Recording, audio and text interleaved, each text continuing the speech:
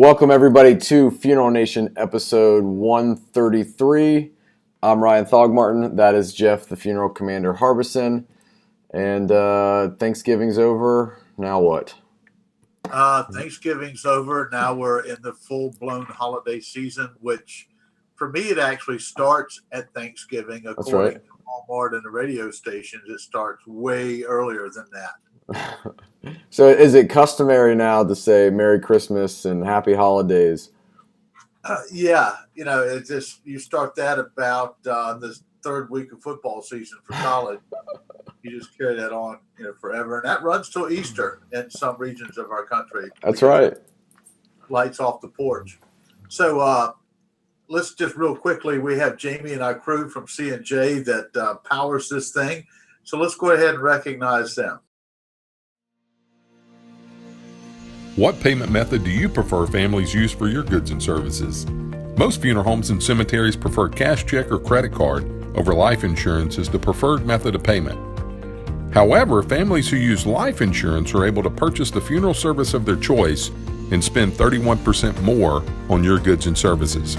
By encouraging more families to pay with insurance, you can create a better experience for the family and become more profitable without increasing your call volume. The reason most firms prefer cash check or credit card over life insurance is that insurance companies are a hassle to deal with, and payment can often take weeks or months to receive. With C&J Financial, you can receive funding within 24 hours of verification of benefit, thereby eliminating the hassle, headache, and cash flow delay in processing insurance death claims. Let us show you why hundreds of funeral homes all across America choose C&J for their assignment funding needs, and why many associations, accounting firms, and industry leaders recommend C&J to their clients and members. Okay, Ryan, I went solo last week simply because we didn't really announce what was going on. And you have actually had a couple 1-2 punches. And I think, frankly, you agreed to talk about that a little bit. You want to share with everybody what was going on with you during the Thanksgiving and up-to-date holiday? Yeah. My grandmother had a heart attack the Saturday before Thanksgiving. Went to the hospital, had another heart attack the next day, and then was put on in hospice and palliative care. And then on Thanksgiving, my uncle had a heart attack and passed away, and then my grandmother ended up passing this past Tuesday. So it's been a rough couple weeks for our family, but this is my first experience with an immediate family member that has passed since I've been in the funeral space. So in the last 14 years, my wife's grandmother passed, and I was a part of that. But from my immediate family, it's been different being on the other side of the conversation, and it's been pretty eye-opening from going to make pre-arrangements for my grandparents about 6 months ago to then following through with hospice and palliative care, and then actually kind of finalizing the arrangements, the different emotions, I'm paying attention to every little nuance of the process. Palliative care was fantastic. The comfort care was great. The job that hospice people do is phenomenal, and that really eases. It doesn't ease the process. I shouldn't say that, but it does make that process more comfortable from a family standpoint. So it was really neat to be able to spend the last kind of 10 days with my grandmother. Once she was put on hospice care, she rallied for about 3 days and went from not being able to sit up and feed herself to eating, drinking, and feeding herself for about 3 days. And then once Thanksgiving hit, that's when she started to go downhill. So I think she rallied really hard for Thanksgiving, and all of our family was able to make it in town to spend Thanksgiving around her hospice bed and sing hymns and do all those things. So a couple takeaways for me kind of going through this. One, my pre-need experience, making pre-arrangements with my grandfather for him and my mother. that process, if it is mapped the way it went for us, is 100% broken. The 45 minutes of family questions and family tree could easily be handled prior to the family actually coming in and making the arrangement. So I have a lot to say that would take a couple, 3 episodes to get that out. But necessarily a good experience for you. It wasn't terrible.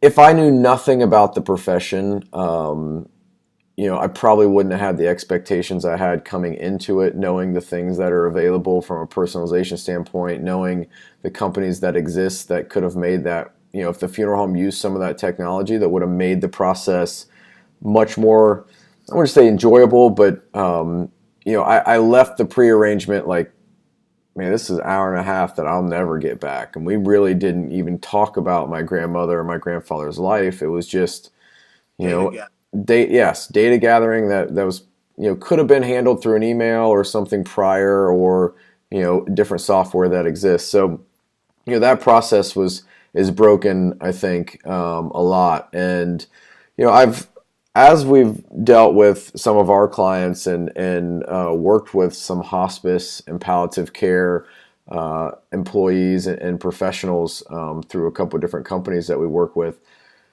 I understand now why a lot of hospice professionals have a bad taste in their mouth when it comes to funeral directors. My grandmother passed away at 8:08. The funeral home was called at 8:25, and we were 20 minutes from the funeral home at best, and it was almost 2.5 hours before the funeral home got there to make the removal. And when the funeral director came in, it was just no emotion, no facial expression, very monotone. Hi, I'm so-and-so with XYZ Funeral Home, and I'm here to take your grandmother into our care. I'm sorry for your loss. Do you have any questions? And so, for me, I don't know. I was super let down at just, we spent the last 10 days with people who were caring and wanted to make the process bearable and as comfortable as possible, to where, even the hospital staff was in the room with us as my grandmother, took her last few breaths, and they were in tears. The hospice lady was in tears. Like, it was a very emotional time. And then the funeral director walks in super, just, I hate to say it, but the stereotype of cold and stodgy was exactly what was represented when that funeral director arrived. And so that was a bummer for me. I don't know. There were 2 big strikes with that. Now, I will say, when we went to meet with the funeral home, my grandfather did have some changes that he wanted to make to the pre-plan, as he's now thought about what transpired over the last 6 months. And the funeral director was very gracious with that and explained everything to him, and that process was wonderful. And my grandfather can kind of punch below the belt sometimes, and the funeral director came right back at him, as he should have. And that process was wonderful. But there's a couple takeaways, and then I'll just stop talking. But spending 10 days in a row around a hospital bed, where after 48 hours hospice is called, and we're gonna take your grandmother off of all medication, no IV drips.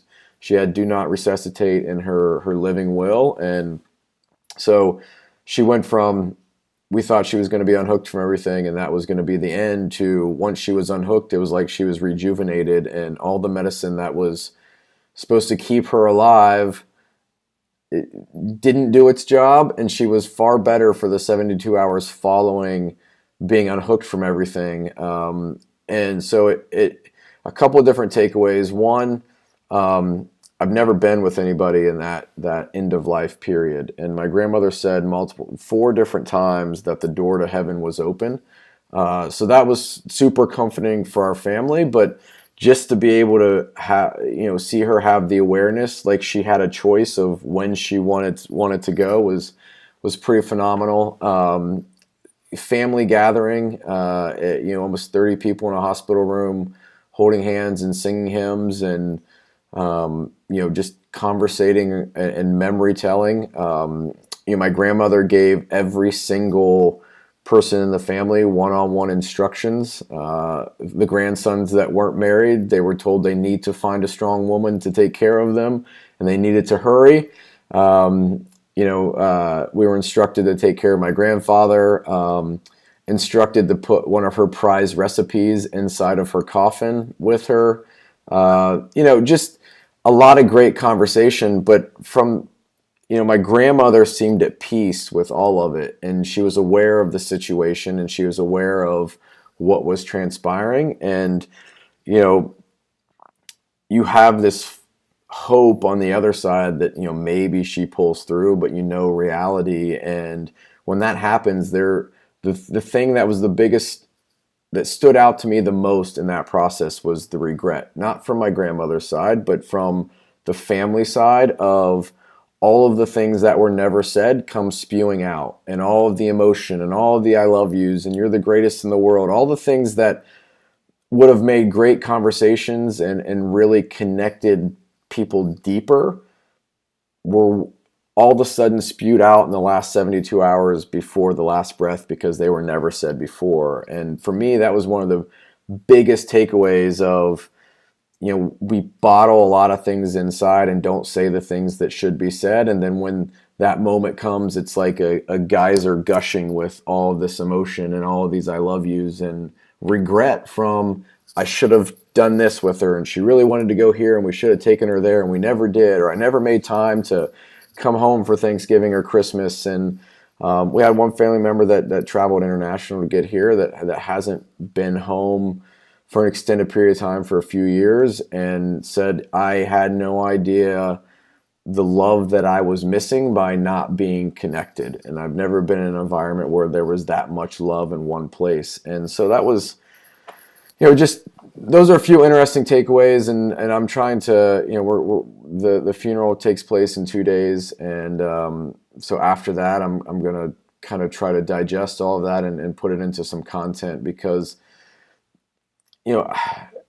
one, the consumer doesn't know everything that exists that would make that process easier, to be able to tell those stories and to be able to archive the memories and the things that, my grandmother just started talking when we thought she just opened her eyes and started telling stories, and it was labored, a breath between every single word, but it was like she had this stuff that she wanted to get out, and the family did as well, where there's a lot of things that are available to help us through that process, from the pre-planning stage all the way through burial or cremation. And the consumer doesn't know what exists unless the professional tells them. And I think that is a gigantic Grand Canyon that separates the profession from the consumer, where, I fully believe that some of these companies, if they would take the consumer into their own hands and educate the consumer on what's available, and route them back to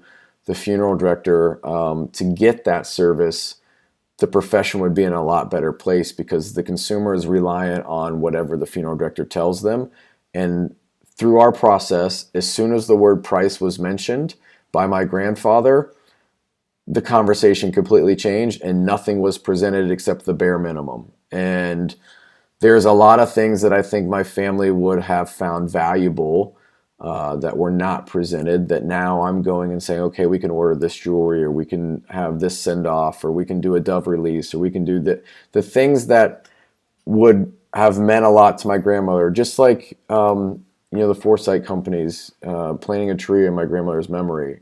She would have loved that. Like that was my grandmother at the core, like flowers and gardening and, pets. I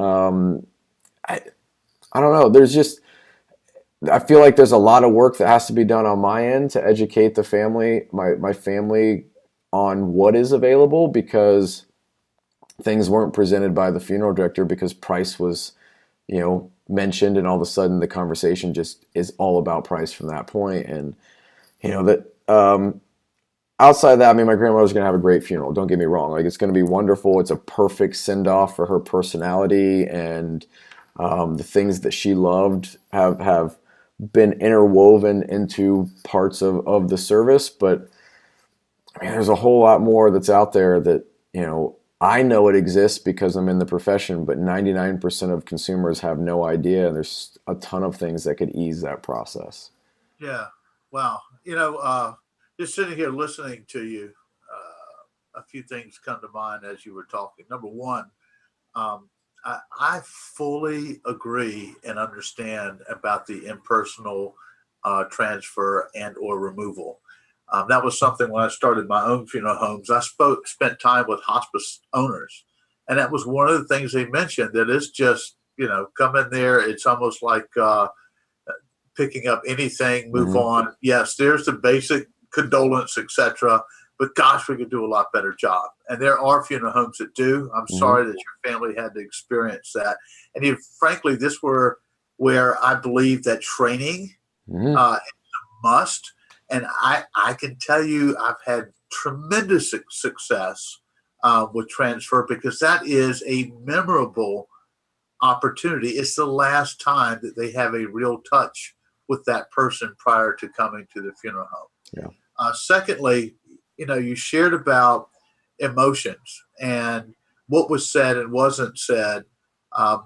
We're in the holiday season, and holidays generally for most people are about family and friends. And we don't have those discussions. We get busy. We go do the things. You can't text how much I love you. That's right. And you wish you would have done that face to face in many instances. So for me, listening, the lesson learned here is let's spend a little more time, especially right now, because we aren't guaranteed anything. And, for our funeral professionals, the FNers out there, you're not immune either.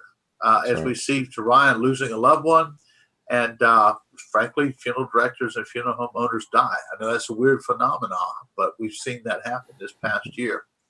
And then finally, I couldn't agree with you more that some do, I'm not painting this brush all across the board, just a really poor job of sharing anything with the family other than the script. And there's so many training opportunities out here. And yeah, I get it. Been in the same spot. Well, I do this, same family, same information, etc. But dadgummit, folks, we're the reason that we're losing business out here, because we're not really providing value. It's not about the dollar, it's about the value. I'm going to take a quick break. Speaking of value, our friends that we need to talk about with the deep value and tentacles in our business, Kraken. I've referred them a couple times this week, and guess what? The funeral home owners looked at it, the directors, the dashboard's there. It's an automatic. Please take a few minutes to reach out to the Kraken team and just take a look. It won't hurt you. It's sort of like, what do we say? Talking about death, I think Gail says is talking about death won't kill you. That's right. Pick up the phone and take a look at this. Let's run the Kraken promo. Where do you go when you need to get information quickly? Ask a colleague, check your notes, make an assumption? How much better would your work be, and how much time could you save if that information actually existed at your fingertips? Kraken dashboards provide your team with real-time information you can access at work, at home, on the road, or at play. Kraken's productivity tools help you measure and analyze key pieces of information so you can make better, more insightful decisions. The Kraken dashboard is always on, easy to use, and designed for every employee in your funeral home. Everyone can access the dashboard and act on the information it provides. And perhaps the most important benefit of using the dashboard? It provides your team with specific, relevant, and actionable information so you can work better together. Tips like these can free up your time so you can spend more time with your families. Learn more about Kraken's productivity and efficiency tools at kraken.net. How will you spend the time you save? Let's get cracking. So Ryan, I think what you just shared was really heartfelt, and I'm grateful that you shared a personal experience with your family that most people don't get to hear from the other side. We hear about all the good things, But if you had been not in this profession, you would have walked away saying, well, that's it. And that's not necessarily what I want. That's right. So I agree with you that we, as a team, and also as you're doing your work, that we need to do a better job to say, hey, you know what, we need to wake up here. This, I said it before, there's no mirrors in funeral homes. We're all assuming that people want cremation and go away, or you mentioned price and people just fall apart. Well, this is the least we have, blah, blah, blah. That's not cutting it, people. We could do better. Right. So next week, I'm going to be in New Orleans the whole week. How about yourself? Are you in-house there? I am in-house. I have zero travel planned from now to the end of the year, and I'm ecstatic about it. It's the last 2 weeks out of the office haven't been planned, so I was supposed to be here, so now it's playing catch up. But this is a great time for me and our team to reflect on the year, and we do a thing the last week of the year we call Recharge Week, where everybody works from home and spends the holidays with family that Christmas Eve to New Year's Day, and really can recharge and get focused on the goals that we set for next year and come back refreshed. So I'm pretty excited for the next few weeks. Good. Well, I tell you what, let's reconvene next week. I might have a couple guests with me down in New Orleans. Perfect. And, my heart, Funeral Nation's heart, I reached out to you. My condolences and loss on both your uncle and your grandmother. Thank you. And I think through this experience, you'll help us all to be better at what we do. I hope so. Jeff, before we wrap up, we've got one more special sponsor that is, we just talked about change and making an impact on the profession, and Sitch is absolutely doing that. So let's run that Sitch promo.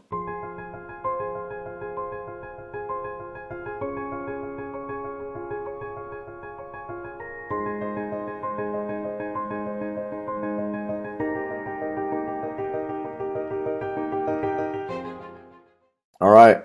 Well, that'll wrap up. I said 133 at the front end, so I'm pretty sure this is 133, but that's the end of it. So until next time, have a great effing week. Out here. Get your ass up,